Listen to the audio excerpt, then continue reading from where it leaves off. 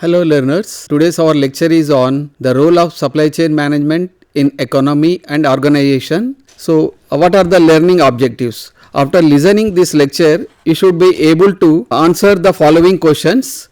Why is a supply chain important? What are the supply chain decisions made by the firm or organization or the industry? How has the supply chain evolved over the past century? What are the unique challenges of managing a supply chain in India?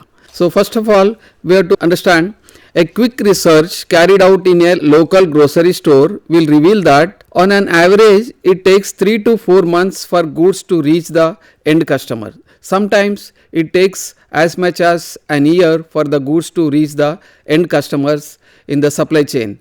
It is indeed an amazing realization that there is a very complicated chain in place to ensure that one can buy the denims of one's choice at a retail store. Companies have managed supply chains for decades, but never in history did they have the variety of kind they handle now, or the kind of competitive pressure that they face now. Companies all over the world have realized that the difference between good and bad supply chain management can affect their profitability significantly. So what it says that nowadays the competition has increased more between the companies. Suppose producing a one car, so there are number of companies came. So they are producing in a varieties of ways, varieties of products. It may be a car, it may be a watch, it may be a computer, whatever the products are there, the different companies are coming in the competition to produce the same mobile, but with the different features and with the different timing frames. So a customer wants it is immediately, some customer wants within 3 days, some customer wants it in 1 month. So depending upon that, depending upon the interest of the customers, the companies has to produce the products and provide the products in time with the quality. So that is the supply chain management, effectively managing the various operations in the industry and providing the product within a time. So that is the importance in the supply chain, because of competition has increased. If they are not in the competition, if they are not providing the goods with quality, so they can't compete in the competition. So that is the importance of the supply chain, managing the supply chain effectively. Then only they can able to provide the goods in time to the customers. Then only the customer will come to the same company for the different products or same products to purchase from the company. So effectively those who are supplying the products to the products and services to the customers effectively with the less cost, with good quality, then only the customers will order further. So that is the importance of this supply chain management. Firms like Apple and Walmart have demonstrated the impact of SCM on business performance. Due to its superior supply chain systems, Apple managed a significantly high return of assets at 20% compared to other players in the same business. See, then similarly, Walmart has emerged as the largest American corporation with return of assets close to 8%, which is considerably higher than that of its competitors in the retailing business. So in the supply chain, starting from the supplier to the end customers, they have to manage each and every process effectively. Then only they can able to provide the products in time. Then here again we have to understand about what is the supply chain management. A supply chain encompasses all activities involved in the transformation of goods from the raw material stage to the final stage, when the goods and services reach the end customer. So reaching the end customer is very important, reaching the end customer with the good quality of products. That is known as a supply chain management. The supply chain management involves planning, design, control of flow of materials, flow of information and flow of finance along the supply chain to deliver the superior value to the end customer in an effective and efficient manner. See this figure, it is a typical supply chain. In the typical supply chain, there are n number of suppliers or vendors you can see. So here the n number of, suppose here the vendors are, n number of vendors are there.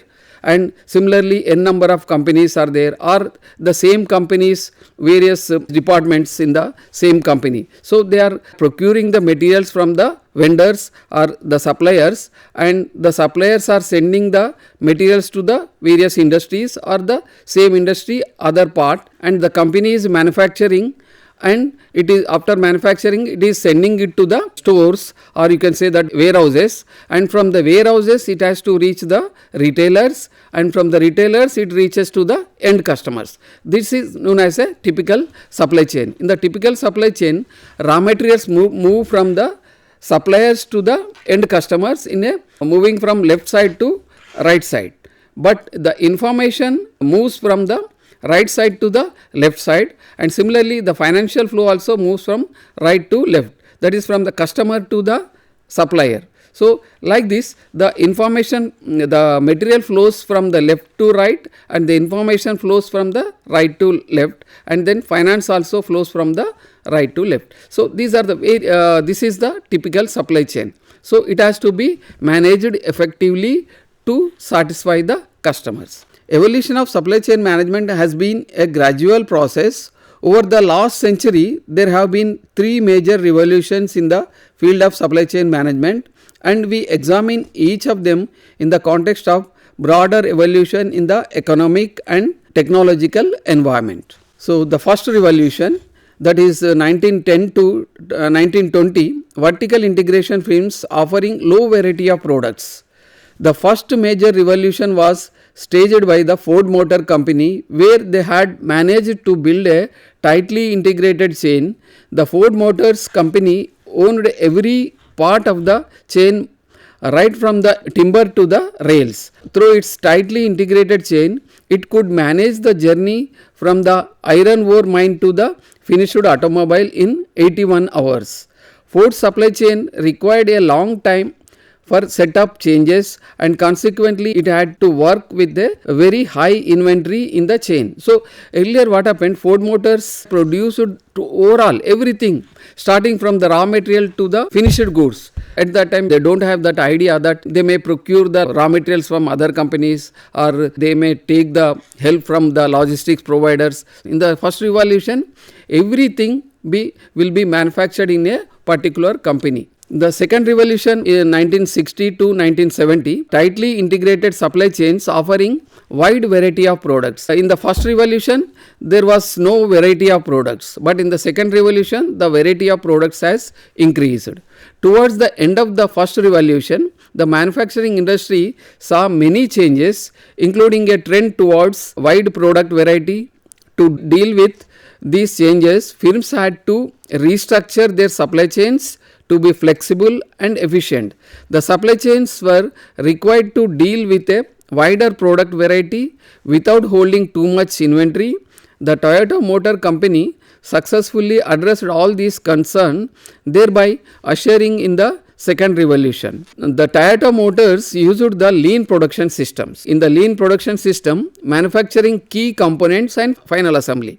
So what they identified in the process, in the research process, the Toyota production system, they identified the A-class items or key components. They plan to produce only key components and then final assembly. They have to assemble the car, final motor assembly. Bulk components were sourced from the large number of suppliers. They have identified the large number of suppliers, and bulk components will be procured from the suppliers.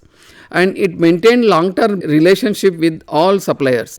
Helped suppliers to establish their industries near to the Toyota company, so that they reduced the setup time and manufacturing times. These are the various points identified by the Toyota company to improve their performance in this second revolution of supply chain. Then comes to the third revolution, that is 1995 to 2020, virtually integrated supply networks offering customized products and services.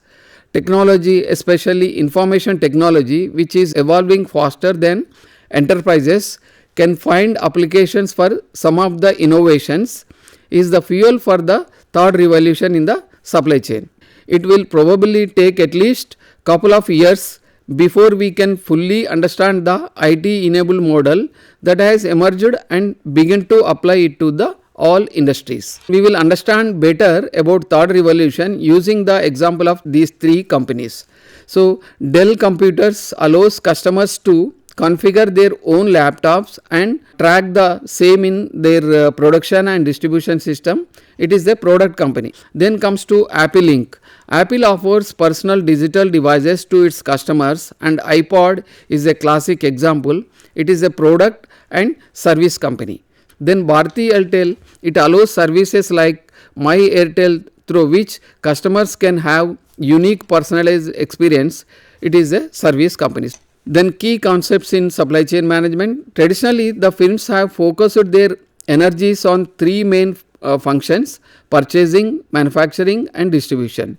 Initially, supply chain management focused on the internal integration of activities in these three functional areas with the logistics functions. Gradually, firms realized that these activities have to be coordinated not just within a firm but across the entire supply chain, keeping in mind the material product flow right from the vendor to the end customers. The typical supply chain consists of three flows: material flow, information flow and financial flow. Just now we have seen that information flow flows from the left to the right, from the supplier to the end customer, and information flows from the right to left, from the customer to the supplier. So similarly, the finance flow, the customers will pay the money, and so that the financial flow flows from the right to the left, that is from the customer to the supplier. These are the three flows occur in the supply chain management. It has to be effectively managed.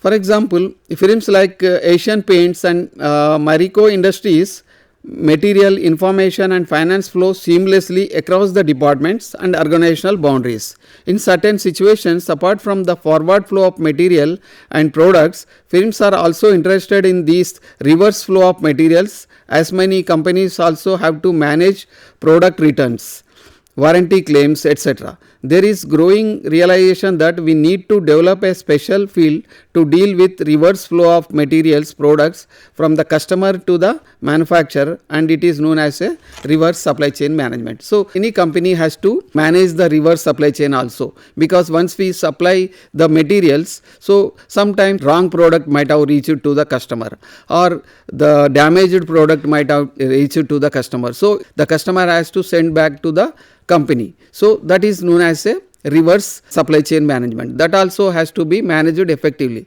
Once a wrong product reaches to the customer means we are losing a best customer. So to keep our customer with us, so we have to reverse that material and we have to provide the new material to them, or repair those material and provide the material in time, so if it is damaged. So that is the importance of a reverse logistics or reverse supply chain management. Then decision in supply chain management. Successful supply chain management involves several decisions with varying time frames.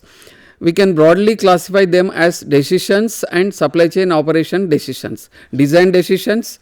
What are the design decisions or operation decisions? Supply chain design or strategic decisions involve following critical issues: what activities should be carried out by the nodal firm or what to be outsourced. So once you take the design decision, then we can go for the operational decisions. Once the supply chain design decisions are in place, the firm has to take decisions regarding the management of supply chain operations for shorter horizons. This involves tactical decisions which have a horizon of about 3 months to a year, and operation decisions which usually have a horizon ranging from day to a month. Then here in the decisions in supply chain management, both tactical and operational decisions involve the following areas. Demand forecasting. So depending upon the demand, one has to forecast their product. So demand forecasting, procurement planning and control, production planning and control, distribution planning and control, inventory management, transportation management and customer order processing, relationship management with partners in the supply chain. Then enablers of supply chain management. There are three major enablers that have helped firms and nation in reducing the supply chain costs are briefly discussed here. That is improvement in communication and IT, information technology. Second is emergence of third party logistic providers.